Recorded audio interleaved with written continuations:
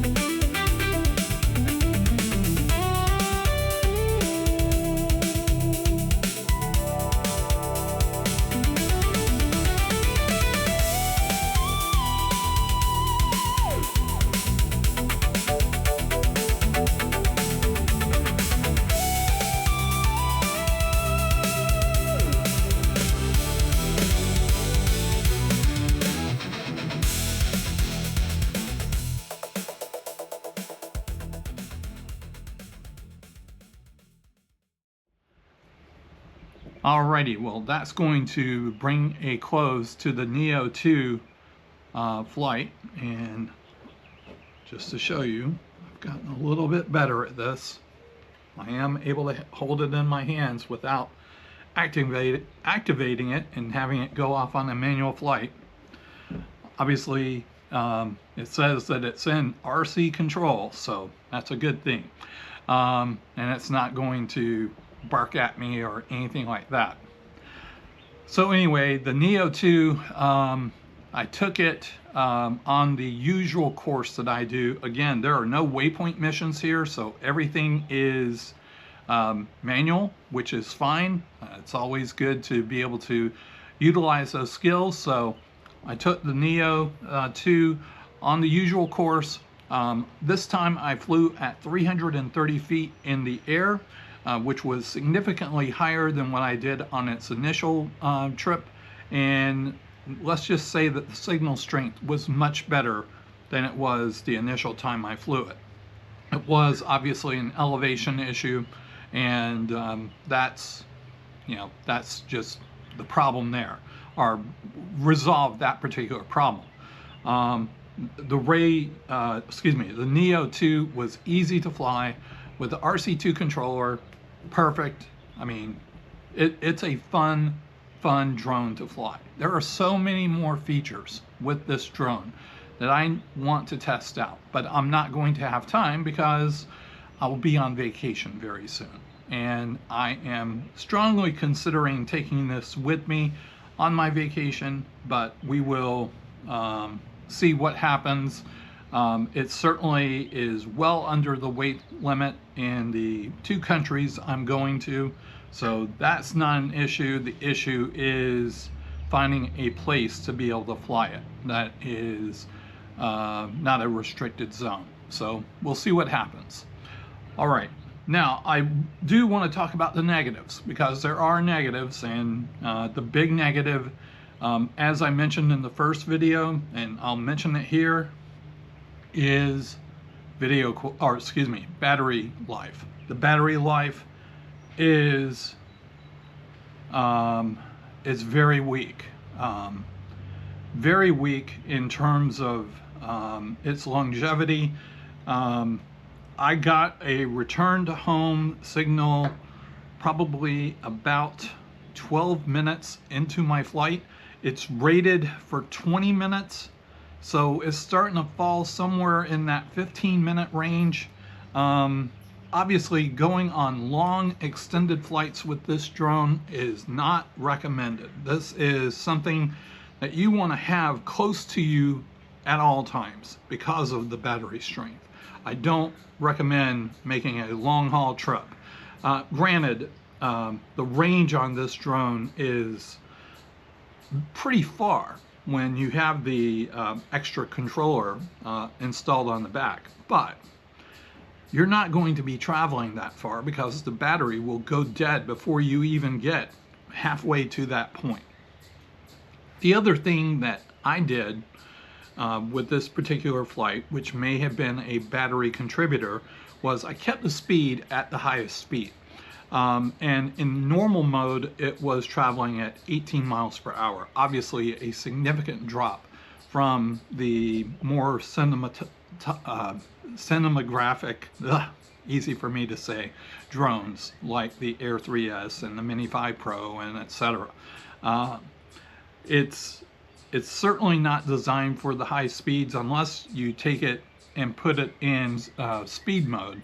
But obviously I was not going to do that at this time. So anyway, with all of that being said, those are my assessments. Again, the pros: it flies great, good color, easy to maneuver around. Con: battery life, major issue. Hopefully this can be resolved by DJI and maybe making the appropriate adjustments that need to occur. Anyway, that's going to wrap this up. So I asked for my subscribers. I guess I will always conclude and say thank you for being a part of the channel. It's always appreciated, and I do appreciate your loyalty and being able to hang out with me. If you're not already a subscriber, I invite you to join and watch more videos similar to this as I begin exploring new drones and new tests and all kinds of new things and new travels as well. And I'm hoping, like I said, I can take at least one of my drones with me on my upcoming vacation, but I certainly want to keep it under 250 milligrams. The other thing I'll mention, if you would, please give me a thumbs up. That would be most appreciated as well. There will be more testing coming. The Avant 360 or the Avata 360 testing is coming up. I'll see if I can get that done before I go on vacation. Not holding my breath, but anyway, we'll see what happens. All right, this is Mike, Adventures in Flight. Thanks for joining. Bye for now.